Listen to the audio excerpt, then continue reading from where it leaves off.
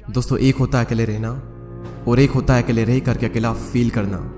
भले ही हमारी टेक्नोलॉजी बहुत ही एडवांस हो चुकी हो, हम चांद तक क्यों ना पहुंच गए हो, लेकिन हमारा सबकॉन्शियस माइंड उस रफ्तार से डेवलप नहीं हो पाया है। उसे आज भी यही लगता है कि जिस तरह हमारे लिए पहले ग्रुप में रहना जरूरी था, क्योंकि अगर ग्रुप में नहीं रहेंगे तो जानवरों को शिकार नहीं कर पाएंगे बल्कि खुद जानवरों का शिकार बन जाएंगे। और इसी वजह से हमारा ब्रेन आज भी अकेलेपन को डेंजर का साइन मानता है। साइंटिस्ट ने एक बार एक एक्सपेरिमेंट किया और उसमें लोगों से पूछा गया कि आप अपने नेगेटिव थॉट्स के साथ में 15 मिनट अकेले रहना पसंद करेंगे या फिर एक बिजली का झटका। और रिजल्ट जानकर आपको हैरानी होगी कि 67% मैन ने और 25% वुमेन ने बिजली के झटके को चुना। लोग खुद के साथ 15 मिनट अकेले नहीं रह सकते। जिन विचारों के साथ उन्हें पूरी जिंदगी बितानी है, उनके साथ वो 15 मिनट अकेले नहीं रह सकते। लेकिन हम यहाँ पर बात कर रहे हैं अकेले रहने की। जंगल का राजा शेर ज़्यादा टाइम अकेले रहना पसंद करता है। उसकी ज़िंदगी में ऐसी बहुत सी सिचुएशन आती है जहाँ पर उसे भेड़ियों का झुंड घेर लेता है। उस वक्त वो ना तो अकेला फील करता है और ना ही वो कमज़ोर फील करता है। उसे पता होता है कि इन सब के लिए तो मैं अकेला ही काफ़ी हूँ। और आप ये बात जान लो कि ग्रुप हमेशा फॉलोअर्स का होता है, लीडर अकेला ही लीड करता है। शेर अकेला किसी मजबूरी के कारण नहीं रहता, बल्कि वो अपनी चॉइस से अकेला रहता है। इस दुनिया के ज़्यादातर हाईली सक्सेसफुल लोग इंट्रोवर्ट हैं। इंट्रोवर्ट यानी कि वो लोग जिन्हें अकेले रहना पसंद होता है, जो लोगों में जाना पसंद नहीं करते। बिल गेट्स, जो कि माइक्रोसॉफ्ट के को फाउंडर है, 7 दिन के लिए बिना किसी टेक्नोलॉजी के अपने फ्रेंड्स एंड फैमिली से दूर रहकर अकेले रहते हैं। और इसका रीज़न वो ये बताते हैं कि इससे उनकी क्रिएटिविटी बढ़ती है, उनके माइंड में नए नए आइडियाज़ आते हैं और अपनी लाइफ के कई सारे बड़े बड़े डिसीजन उन्होंने इसी दौरान लिए हैं। और ये सभी लोग किसी मजबूरी की वजह से अकेले नहीं रहते, ये अपनी चॉइस से अकेले रहते हैं, क्योंकि उन्हें पता होता है कि एक अकेला इंसान कुछ भी कर सकता है। अकेले रहने के 4 ऐसे फायदे मैं आपको बताऊंगा जिन्हें समझने के बाद में आप भी अकेले रहना पसंद करोगे। पहला पॉइंट है बूस्ट क्रिएटिविटी।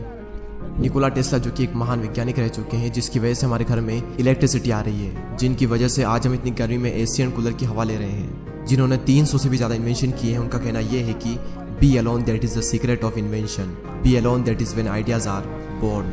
अकेले रहो क्योंकि यही वो समय है जहाँ पर आइडियाज़ पनपते हैं। अकेले रहो क्योंकि यही वो टाइम है जब इन्वेंशन होते हैं। निकोला टेस्ला जब खोज कर रहे थे तब उनके पास कोई भी ज़्यादा बड़ी टीम नहीं थी। उन्होंने ज़्यादातर जो इन्वेंशन है वो अकेले रहकर अपनी लैब में किए।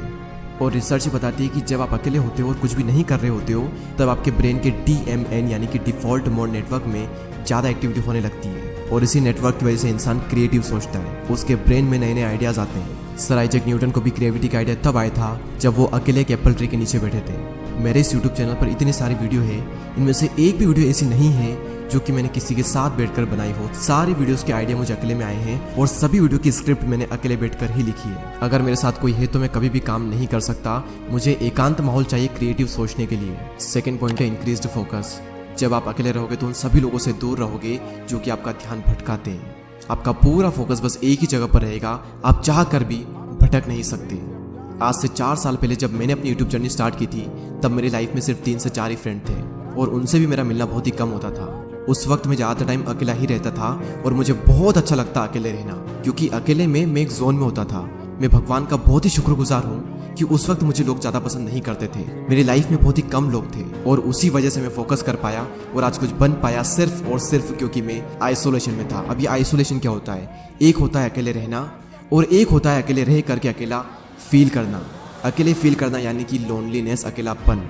इसके लिए आपकी लाइफ में 1 से 2 लोग होने चाहिए, कुछ खास लोग जिनसे आप टाइम टू टाइम मिल लें, अपने दिल की बातें शेयर कर लें और उसके बाद फिर ख़त्म। और एक होता है अकेले रहना यानी कि आइसोलेशन, जहाँ पर आपका focus, creativity and productivity next level पर होती है। आइडियाज़ आते हैं, हम ग्रो करते हैं, अपनी क्षमताओं का पूरा इस्तेमाल करते हैं। और यही हुआ मेरे साथ जब मैं आइसोलेशन में चला गया। तीसरा सबसे बड़ा फ़ायदा सेल्फ अवेयरनेस। आप खुद को जान पाते हो। दोस्तों, एक बार मैं खाना खाने के बाद वॉक पर जा रहा था। रास्ता काफ़ी लंबा था, आधा रास्ता बीत गया। उसके बाद मैंने अपने एक फ्रेंड को कॉल किया और जब मैंने कॉल किया, जब मैं बातों में लग गया, मुझे पता ही नहीं चला कि कब रास्ता ख़त्म हो गया और कब मैं रिटर्न घर पर आ गया। यानी कि अगर हम किसी के साथ में हो तो हमारा कितना ही टाइम निकल जाता है, हमें पता भी नहीं चलता। बड़े बड़े रास्ते छोटे पड़ जाते हैं अगर हम किसी के साथ में होते हैं तो।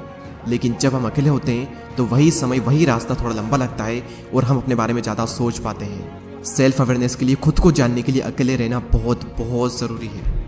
और अगर आपको ये लगता है कि आप सेल्फ अवेयर हो, आप खुद को बहुत ही अच्छे तरीके से जानते हो, तो आप सभी लोग ये बात जान लो कि 5000 ऐसे लोग थे जिनको ये लगता था कि वो सेल्फ अवेयर हैं, लेकिन जब उनका सेल्फ अवेयरनेस का टेस्ट किया गया तो उनमें से सिर्फ 10 से 15% ऐसे लोग थे जो कि सेल्फ अवेयर थे। जिन्हें अपना पेशेंट पता था, जिन्हें अपनी स्ट्रेंथ पता थी, जिन्हें अपनी वीकनेसेस पता थी।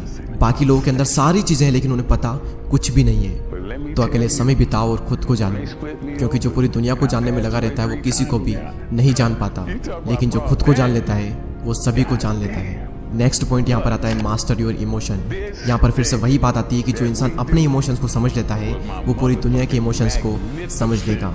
Royal Enfield, Mountain Dew, Maggi और ऐसी और भी कई सारी कंपनी के आपने एडवर्टाइजमेंट जरूर देखे होंगे। ये सभी कंपनी जब भी ऐड करती है तो ये कभी भी अपने प्रोडक्ट के बारे में बात नहीं करती है। वो ये नहीं बताती कि इनके अंदर क्या क्या इंग्रेडिएंट्स है, क्या क्या स्पेसिफिकेशन है, इसका टेस्ट कैसा है। उनका सिर्फ एक मकसद होता है कि उस ऐड को वो लोगों के इमोशन के साथ में कनेक्ट कर दे, क्योंकि उन्हें पता है कि लोग इमोशनली ज़्यादा कनेक्ट होते हैं। अब सवाल यहाँ पर ये आता है कि ये जो मार्केटिंग कंपनीज है ये लोगों के इमोशन को समझ कैसे पाते हैं। सिंपल सा तरीका है कि ये लोग पहले खुद के इमोशन को समझते हैं, उसके बाद ये पूरी दुनिया के इमोशन को समझ जाते हैं। तो इन फ्यूचर में अगर आपको लोगों को इन्फ्लुएंस करना हो या फिर आपका कुछ भी ऐसा काम हो जहाँ पर आपको लोगों को इमोशनली कनेक्टेड करना हो, तो आपको खुद के इमोशन को मास्टर करना बहुत ज़रूरी है। और खुद के इमोशन को समझने के लिए आपको पहले खुद को समझना होगा, और खुद को समझने के लिए आपको अकेले रहना ही होगा। तो इसीलिए अकेले रहें, एकांत में रहें और अपनी पूरी आत्मा एक काम में डाल दो। एक दिन लोग आपसे मिलने को तरस जाएंगे। दोस्तों इस वीडियो में इतना ही। अगर आपको ये वीडियो अच्छी लगती है तो लाइक करें एंड चैनल को सब्सक्राइब करके बेल आइकन को प्रेस करें। मैं आपसे मिलूंगा अगले वीडियो में, तब तक के लिए जय हिंद, जय भारत।